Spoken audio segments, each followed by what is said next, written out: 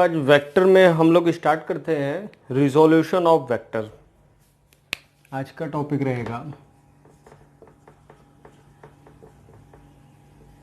Resolution of vector, या फिर कई बार इसको बोलते हैं कंपोनेंट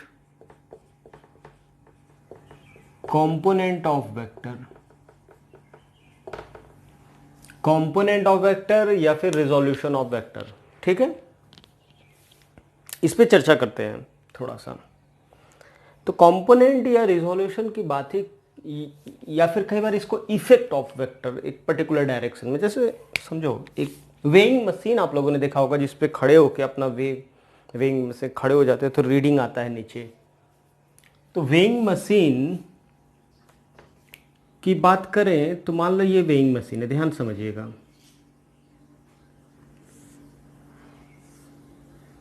थोड़ा आप लोग जानते होंगे कि वेइंग मशीन क्या मेजर करता है, नॉर्मल रिएक्शन मेजर करता है। ये मान लो वेइंग मशीन है, ठीक है ना। यहाँ रीडिंग आता है, यहाँ पे ये मान लो आपका रीडिंग है,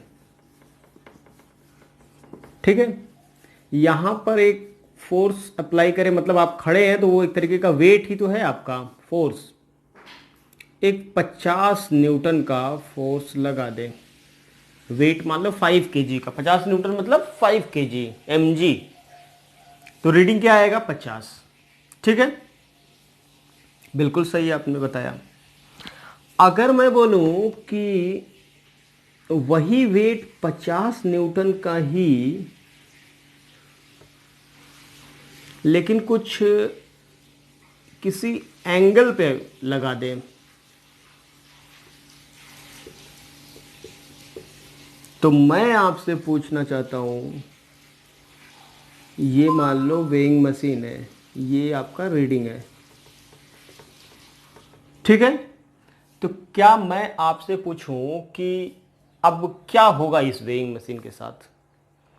तो सर एक बात समझ में आ रहा है कि एक तो कुछ तो रीडिंग आएगा और साथ में ये एक्सेलरेट कर जाएगा,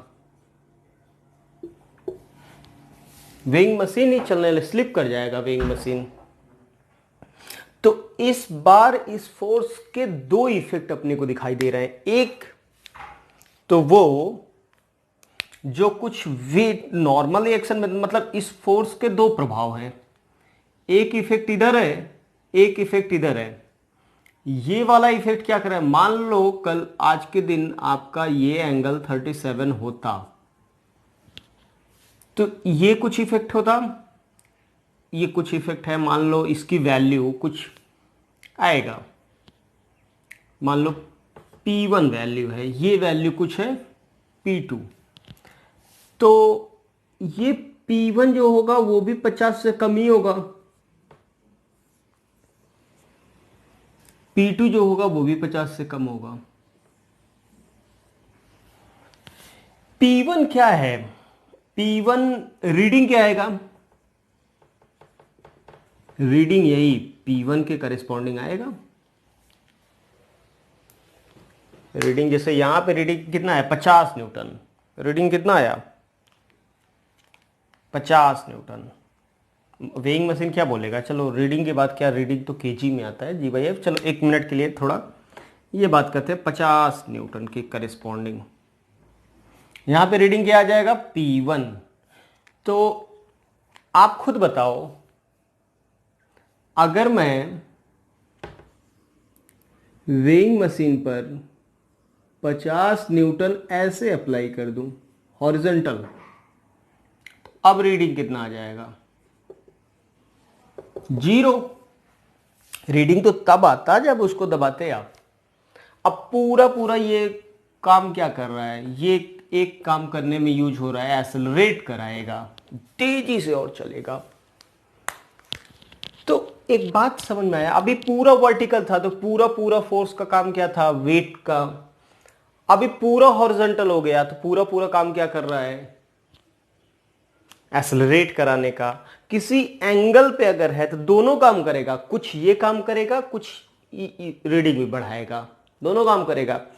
अगर मान लो ये वेइंग मशीन है, समझो मैं ऐसे फोर्स अप्लाई करूं, जैसे इसको, तो ये तो गिर जाएगा, टूट जाएगा। मैं आपको बोलूँ ये देखो ये है, ठीक है। एग्जाम्पल के लिए इसको वेइंग मशीन मान लो, रीडिंग यहाँ पे आ रहा है, ठीक है। मैं ऐसे फोर्स अप्लाई करूँ तो रीडिंग कुछ और आएगा, रीडिंग ज़्यादा आएगा। लेकिन मैं अगर ऐसे किसी एंगल पे करूँ तो दिख रहा है वो चलने लगेगा, चलेगा भी, साथ में कुछ रीडिंग भी आएगा। रीडिंग किस वजह से आता है? जितना आप दबाते हो, जितना ज़्यादा नॉर्मल रिएक्शन अप्लाई करते हो, उतना ज़्यादा रीडिंग आता है। तभी तो मोटे लोग का रीडिंग ज़्यादा आता है, पतले लोग का कम, क्योंकि मोटे लोग का ज़्यादा तेज़ी से प्रेस करते हैं उसको। तो रीडिंग की बात हो गई, तो रीडिंग की बात तो समझ में आया। यानी ऐसे फोर्स अप्लाई कर रहे हो तो इसके दो डायरेक्शन में इफेक्ट है, एक डाउनवर्ड डायरेक्शन और एक हॉरिजॉन्टल। ये जो दो इफेक्ट हैं इसी को कहते हैं कंपोनेंट। मतलब इसका ऐसे अप्लाई करने के बाद इसका कंपोनेंट, इसका इस डायरेक्शन में इफेक्ट क्या है, और हॉरिजॉन्टल नीचे जाने पे इसका कंपोनेंट मतलब डाउनवर्ड इसका इफेक्ट क्या है, ठीक है। तो इसी को हम लोग चर्चा कर रहे हैं, कंपोनेंट ऑफ वेक्टर्स की बात कर रहे थे। तो कंपोनेंट का मतलब जैसे यहां पे वर्टिकल कंपोनेंट कितना है, जैसे मैं पूछूं रीडिंग क्या आएगा 0, यानी यहां पे वर्टिकल कंपोनेंट 0, हॉरिजॉन्टल पूरा 50। यहां पे P1 क्या है? वर्टिकल कंपोनेंट,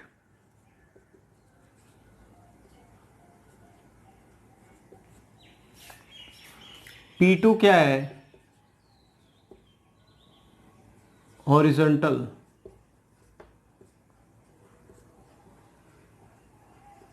कंपोनेंट, ठीक है। इस केस में हॉरिजॉन्टल कंपोनेंट कितना है? इस केस में हॉरिजॉन्टल कंपोनेंट 0, वर्टिकल 50। तो अच्छा, एक बात और भी समझ में आया कि अगर मुझे एनालिसिस करना हो कि ऐसे अगर फोर्स लगाने पे क्या होगा, कितनी तेज से आगे बढ़ेगा, कितना नॉर्मल रिएक्शन आएगा, इसके लिए ये जरूरी भी है कि आपको इसके इस डायरेक्शन के प्रभाव कितना है, इस डायरेक्शन में प्रभाव कितना है, ये भी जानना। तभी तो आप बता पाओगे कि ये डायरेक्शन जो होगा नॉर्मल रिएक्शन बढ़ाता है, ये डायरेक्शन एक्सेलरेट कराता है। तो प्रैक्टिकल लाइफ में समझ में आ रहा है, क्वेश्चन वगैरह सॉल्व करने के लिए हमें कंपोनेंट लेना बहुत जरूरी है, क्योंकि कंपोनेंट अगर आपको नहीं पता है इस डायरेक्शन का, ये कंपोनेंट का काम क्या है? एक्सेलरेट कराना। ये कंपोनेंट का काम क्या है? नॉर्मल रिएक्शन बढ़ाना। ये दोनों के अलग अलग, अगर आप वर्टिकल खड़े हो, अगर आप वर्टिकल फोर्स लगाओगे नॉर्मल रिएक्शन बढ़ेगा, इधर लगाओगे तो एक्सेलरेट करेगा, यानी दोनों का अलग अलग इफेक्ट है। और इस डायरेक्शन में लगाने से ये डायरेक्शन जो ब्लैक कलर का है, ये डायरेक्शन में दोनों ही हैं, लेकिन इसमें कुछ इफेक्ट, इसमें ये मेन वेक्टर है, मेन फोर्स है 50 न्यूटन, इसका कुछ कंपोनेंट इधर, कुछ प्रभाव इधर है, कुछ प्रभाव इधर है। आपको पता चल रहा है कि ये एंगल जो होगा जैसे बदल जाएगा, जैसे एंगल अगर 0 हो जाए यानी 90 डिग्री पे हो जाए तो इसका प्रभाव एक्सेलरेट करने वाला खत्म हो गया, यहां पे इसका प्रभाव वेट बढ़ाने वाला खत्म हो गया, इसमें दोनों प्रभाव है, ठीक है।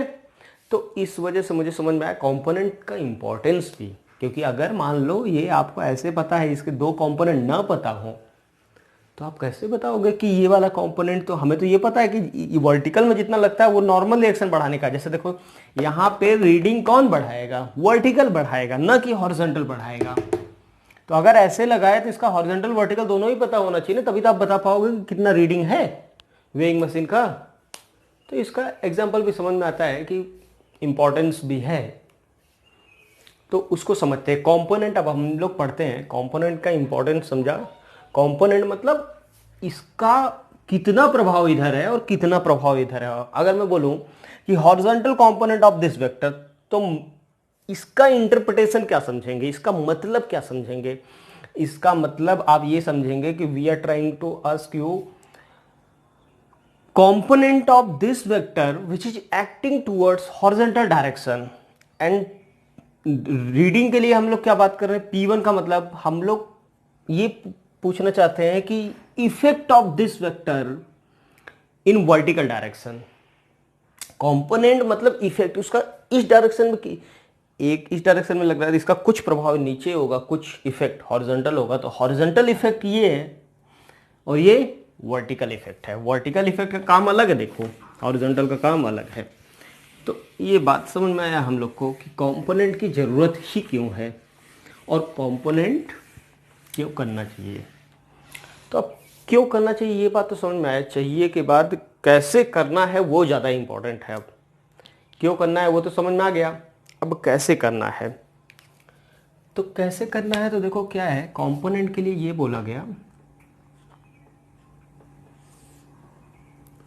कंपोनेंट ऑफ वेक्टर का मतलब a vector can be resolved in any two mutually perpendicular directions. दो परपेंडिकुलर डायरेक्शन में रिजॉल्व कर सकते हो। ये डायरेक्शन जनरली हम लोग की सुविधा के लिए हॉरिजॉन्टल और वर्टिकल, जनरली प्रैक्टिकल लाइफ में जितने भी क्वेश्चन करोगे हॉरिजॉन्टल वर्टिकल का रिजोल्यूशन बहुत ज़्यादा होगा।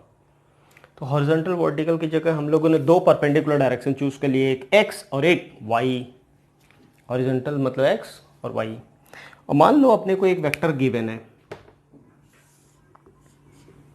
इस वेक्टर का ये वेक्टर ए है, ठीक है।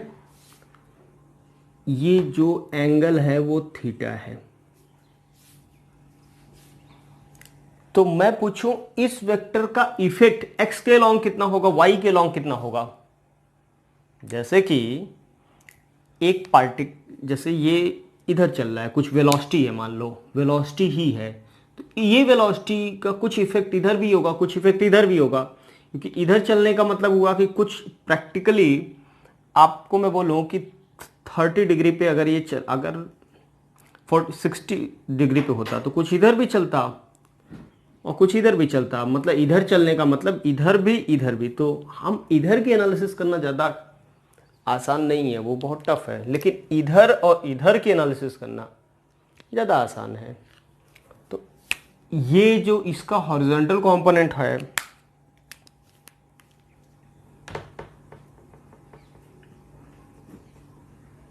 ये हॉरिजॉन्टल कंपोनेंट बोला जाएगा और ये वर्टिकल कंपोनेंट AX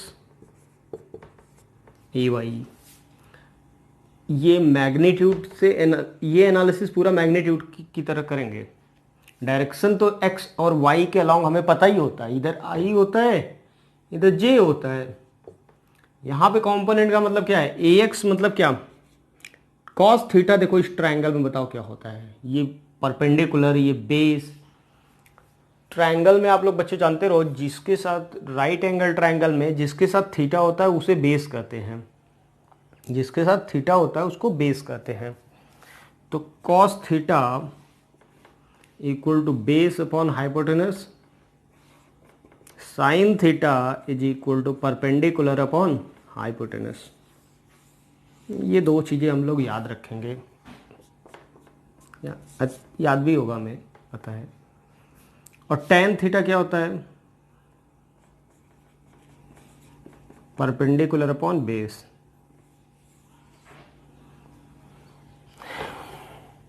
तो AX बेस है, अगर मान ले AX को बेस, तो यानी AX by A equal to cos theta और AY by A equal to sine theta. तो यहाँ से जो मिला अपने को AX equal to A cos theta मिल गया और AY equal to A sine theta.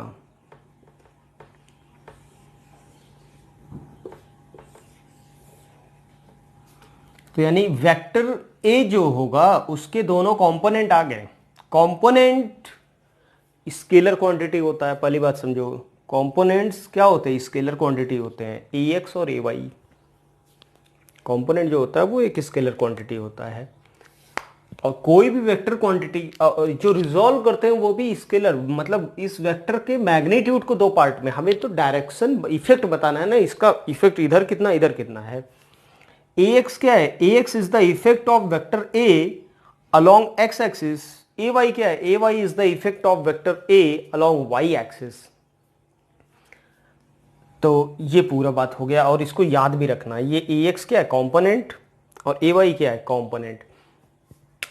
मैं इसके कंट्रेरी मैं एक बात आपसे पूछूं जो पहले अभी पढ़ चुके हो आप लोग, कि यार बच्चों एक प्रॉब्लम एक पॉइंट का कोऑर्डिनेट ही दिया होता है, या फिर मैं बोलूं एक इंसान 3 मीटर ईस्ट में जाए फिर 4 मीटर वेस्ट में जाए, तो ये बन जाता था, ये 3 मीटर ये 4 मीटर। तो हम लोगों ने इसको पहले देखा हुआ है, पढ़ा हुआ है कि सर इसका पोजीशन वेक्टर लिखा जा सकता है। पोजीशन वेक्टर बोले तो ये वाला वेक्टर, ये वेक्टर आप लोग लिख लेते थे 3i + 4j। प्रैक्टिकली है क्या ये, बहुत ईमानदारी से अगर आपको ये दोनों पता है तो इन दोनों को जोड़ देने से वेक्टर मिल जा रहा है। अब आपको कंपोनेंट करने का मतलब थोड़ा उल्टा काम करना है, आपको ये पता है वो क्या क्या डिस्टेंस था 3 और 4 वो बताना है। कंपोनेंट का मतलब वही है ना, कंपोनेंट का मतलब क्या है, ये दोनों ए एक्स और ए वाई। क्या वेक्टर के बारे में बहुत कुछ हम लोग जानते भी है कि ये वेक्टर को उठा के पैरेलली इधर शिफ्ट कर सकते हैं, यानी वेक्टर ए है क्या, बेसिकली वेक्टर ए तो आपका यही है ना, ए एक्स आई प्लस ए वाई जे। तो ए एक्स और ए वाई, यानी देखो अभी तक जो हम लोग करते थे कि 3 मीटर ईस्ट गया फिर 4 मीटर नॉर्थ गया, तो वो वेक्टर क्या हो गया, तो वेक्टर तो ये हो गया, और वो कैसे आया 3i + 4j। तो अभी तक तो ऐसे डायरेक्ट लिख लेते थे, अब बस क्या करना है कि आपको उल्टा करना है थोड़ा सा, कि ये आपको गिवन रहेगा, वो पूछा जाएगा कि x में कितना चला y में कितना चला। तो बात समझ में आए, इसी को क्या बोलते हैं, कंपोनेंट ऑफ वेक्टर। कंपोनेंट के लिए याद रखिएगा, ये भूलने वाली बात नहीं है। और यहां पे अगर मुझे tan थीटा लिखना होगा तो क्या लिखोगे, देख के बताओ। tan theta A Y by A X, याद रखने वाले ये फॉर्मूले हैं सब। Vertical component y component upon x component. Theta क्या है, theta is the angle between vector a and positive x axis. Theta के बारे में भी एक बात ध्यान रखिएगा, थीटा क्या है, angle between vector a and positive x axis. ठीक है, यहां तक तो बात हो गई।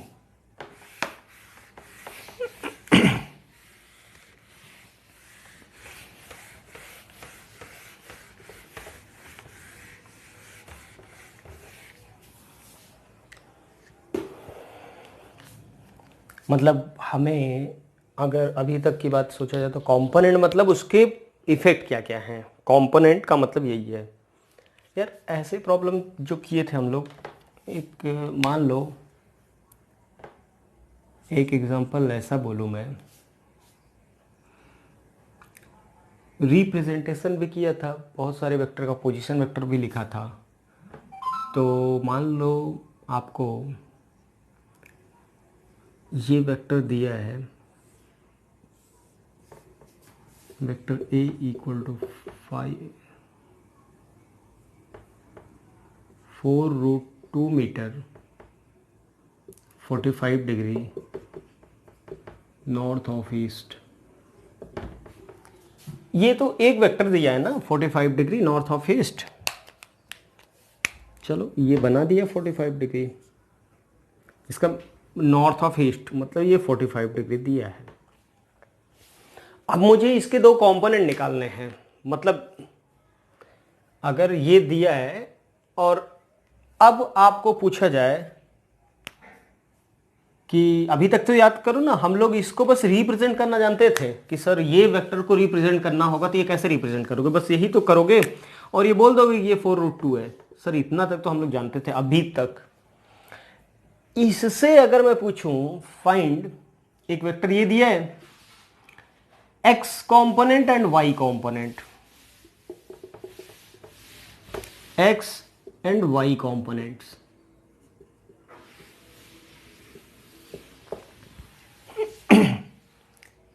एक्स कंपोनेंट और वाई कंपोनेंट, कहने का तात्पर्य यह है कि आपसे अब वो ये पूछना चाहता है कि इस इधर और इधर ये दो से मिलकर बना होगा ना, मतलब इसको इधर भी बनाया जा सकता है ऐसे, ये y है, ये y है, ये ax है, ax को ऊपर बनाया जा सकता है, चाहे जैसे बनाओ। तो ये वेक्टर जो है a, तो वेक्टर a जो बना होगा वो टेक्निकली इसको इस फॉर्मेट में लिखने से ज्यादा क्लैरिटी ये है क्या ऐसे लिखना, ये भी पोजीशन वेक्टर है। देखो पोजीशन तो ये भी बता रहा है कि ओरिजिन से 4√2 मीटर की दूरी पे है और इस एंगल पे, लेकिन इससे ज्यादा क्लैरिटी इससे होगा ना। किसी इंसान को बोल दो 45 डिग्री बना के चलो तो वो ज्यादा टफ है, लेकिन उसको बोलो कि पहले 3 मीटर ईस्ट में जाओ, फिर 4 मीटर वेस्ट में जाओ, फिर 4 मीटर नॉर्थ में जाओ, तो वो ज्यादा आसानी से चल लेगा। तो ये ज्यादा इजी होता है हैंडल करना। तो अपने को देखो ax ay बताना है, इसको इस फॉर्मेट में लिखने के बजाय इससे ज्यादा मैथमेटिकल कैलकुलेशन नहीं कर सकते। इससे हम ये भी बताना बहुत टफ है कि x में कितना चला, y में कितना चला, जबकि आसानी यही है। कोऑर्डिनेट सिस्टम में पढ़े हैं, x y में पता हो तो x में कितना चलना है, y में कितना चलना है, ये आसान है। तो अब देखो क्या करना है। ax क्या था, ax अभी अभी याद किया था, फॉर्मूला याद रखना, कभी भूलना नहीं है इसको। ax क्या था, a cos थीटा। थीटा क्या होता है 45 डिग्री, मतलब एक्स एक्सिस के साथ, पॉजिटिव एक्स एक्सिस के साथ। ए कितना है 4√2, कॉस 45 डिग्री की वैल्यू 1/√2 यानी 4 मीटर। ए वाई कितना होगा, ए साइन थीटा 4√2 इंटू 1/√2, ये इससे कैंसिल हो गया, 4 मीटर फिर से आया। और वेक्टर क्या होता है भाई, तो वेक्टर होता है AXI AYJ, यानी ए वेक्टर जो आ जाएगा वो आ जाएगा 4i + 4j। देखो कंपोनेंट आ गया। अब ये आप खुद बताओ कि इस तरह के वेक्टर को हैंडल करना ज़्यादा आसान है या इस तरह के। इसमें पूरा फील आ जाता है कि भाई x के लॉन्ग 4 चलो, y के लॉन्ग 4 चलो, तुरंत बना दो, पूरा प्लॉट किया जा सकता है। इसमें तो बस एक वेक्टर बनाया, इससे हम पोजीशन भी बता सकते हैं, सब कुछ ज़्यादा आसान है। तो कंपोनेंट हमें करना आना चाहिए।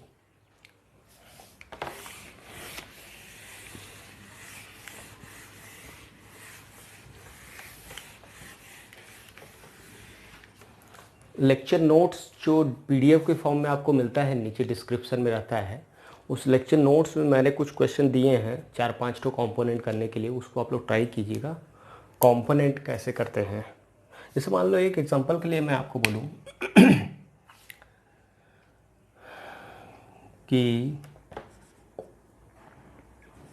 अ man starts from origin and moves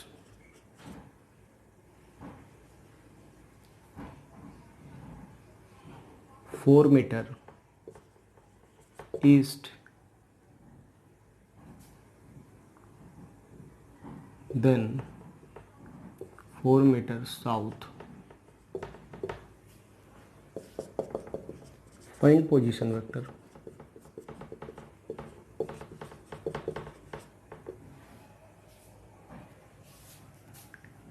अब देखो ये वाला, इसी की पैरेलली मैं एक क्वेश्चन और लिख रहा हूं।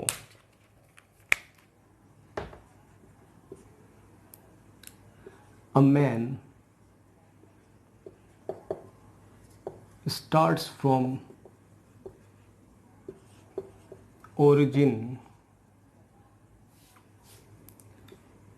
And move 4√2 metre towards north south of east। ठीक है, ये दोनों ही प्रकार के क्वेश्चन हम आपके सामने कर रहे हैं। दोनों को समझिएगा, दोनों में क्या करना चाहता है। इन दोनों ही प्रकार के क्वेश्चन में मैं आपसे बोलूं तो इसमें क्या बात दिया है, इसमें ये दिया है, ये पता होता है ईस्ट होता है, तो सबसे पहले 4 मीटर ईस्ट, ये 4 metre and then 4 metre south, 4 metre south. तो फाइनल पोजीशन पता करना है, तो फाइनल पोजीशन पता हो गया बहुत आसानी से, ये देखो। तो ये 4 पाइथागोरस से ये 4√2, तो फाइनल पोजीशन वेक्टर जो लिखना है तो वो तो लिखने का तरीका देखो, ये जो फाइनल पोजीशन वेक्टर है, ये वेक्टर को कैसे लिखा जा सकता है, 4i minus 4j।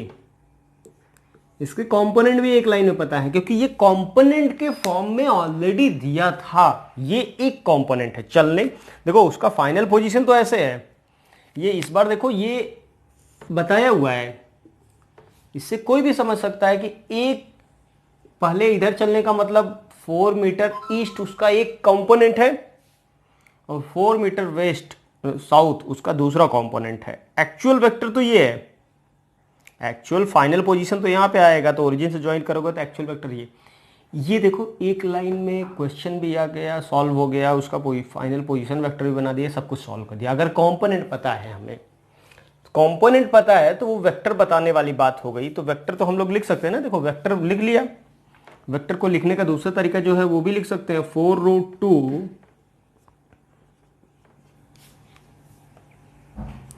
North of waste, या फिर 4√2 45 डिग्री नॉर्थ ऑफ वेस्ट। देखो ये सब कुछ भी पूछना हो तो आप बता सकते हो इसमें। देखो सब कुछ इधर हो गया, लेकिन इधर देखो इस बार आपको क्या दिया है, इस बार आपको दिया है 4√2 metre towards north east, sorry south east. तो 4√2 है, तो इसके दो कंपोनेंट अपने को इस बार पता करने होंगे।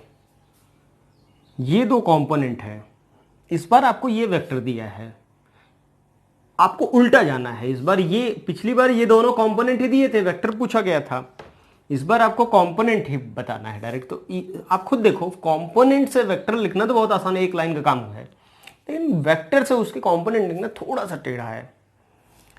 तो हॉरिजॉन्टल कंपोनेंट ये हुआ, एक्स कंपोनेंट ax मान लिया, y कंपोनेंट ay मान लिया, मैग्नीट्यूड देखो लिखना है हमें। अब y कंपोनेंट y एक्सिस के लॉन्ग, देखो क्लियरली दिख रहा है y कंपोनेंट नेगेटिव आएगा, इधर है क्योंकि x कंपोनेंट पॉजिटिव आएगा। अब वो नेगेटिव कैसे आएगा वो भी देख लो आप लोग। ay की वैल्यू जो है वो a cos थीटा होता है, ax की वैल्यू जो होता है वो a sin थीटा होता है। मैथमेटिकल टूल्स आप लोग पढ़ रहे होंगे, उसमें ट्रिग्नोमेट्री में आपको एंगल के बारे में कॉन्सेप्ट समझ में आया होगा कि थीटा कितना है। कोई बताए मुझे थीटा कितना है। तो थीटा कुछ बच्चों को दिखाई दे रहा है 45 डिग्री, लेकिन ईमानदारी से मैं बोलूँ तो ईमानदारी से ये 45 है नहीं। 40 एंगल थीटा क्या बोला गया था, थीटा किसे कहते हैं, थीटा के बारे में देखो डेफिनेशन तो लिखा गया है, एंगल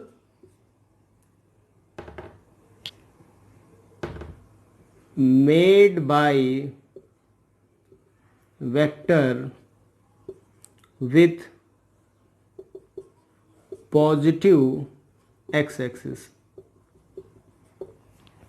तो पॉजिटिव एक्स एक्सिस के साथ कितना एंगल बना रहा है, तो ऐसे देखो ये पॉजिटिव एक्स एक्सिस के साथ काउंटर क्लॉकवाइज में एंगल लेना है। ये भी कोई कहेगा कि ये भी तो है, नहीं ये तो क्लॉकवाइज डायरेक्शन है। ऐसे देखो 45 नहीं लेना है, काउंटर क्लॉकवाइज यानी anti clockwise.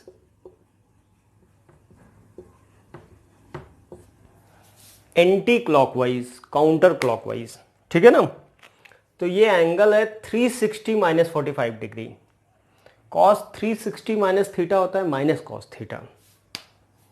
Cos 360 minus cos 360 minus theta होता है कॉस थीटा, और साइन 360 माइनस थीटा होता है, हम लोग जानते हैं कॉस 360 माइनस थीटा ये होता है कॉस थीटा, और साइन 360 माइनस थीटा होता है माइनस साइन थीटा। तो यहाँ से रख दो, थीटा 45 डिग्री है, तो यहाँ से क्या आ जाएगा, इधर थोड़ा मैं सॉल्व कर दे रहा हूँ, ये वाला पार्ट तो हो गया है, उसके नीचे का पार्ट इधर देख लो। तो ए वाई क्या आ जाएगा, ए वाई अपना आ जाएगा, ए मतलब 4√2 कॉस थीटा 1/√2, थीटा 45 डिग्री है, सॉरी ये है, ये पूरा देखो यहाँ से लेके ये 3, इस पूरे एंगल को ही तो एंगल बोलेंगे। तो कॉस थीटा अपना तो ये है, थीटा की जगह क्या लिख सकते हो, 360 माइनस 45 डिग्री, 4 एक्स कितना है, ये तो एक्स है, ए वाई क्या आएगा, ए साइन थीटा, तो 4√2 साइन की वैल्यू माइनस में आएगा तो -4।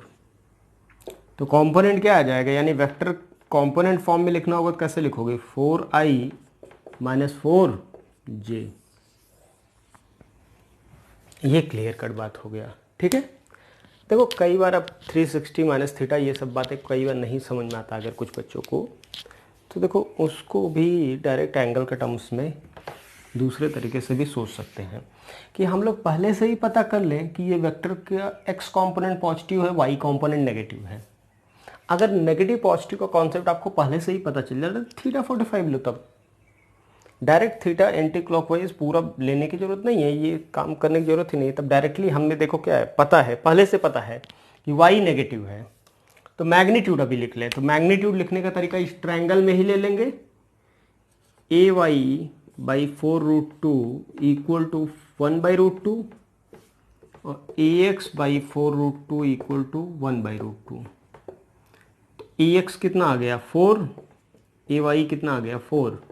लेकिन वेक्टर लिखते समय ध्यान रखिएगा कि ए वाई की वैल्यू जो है वो 4 किस डायरेक्शन में है, नेगेटिव जे, मतलब ये साउथ है। इसको अगर आप केवल 4 लिख रहे हो तो डायरेक्शन बताना पड़ेगा साउथ, तो 4i माइनस 4j, साउथ को -j से बताते हैं, ठीक है।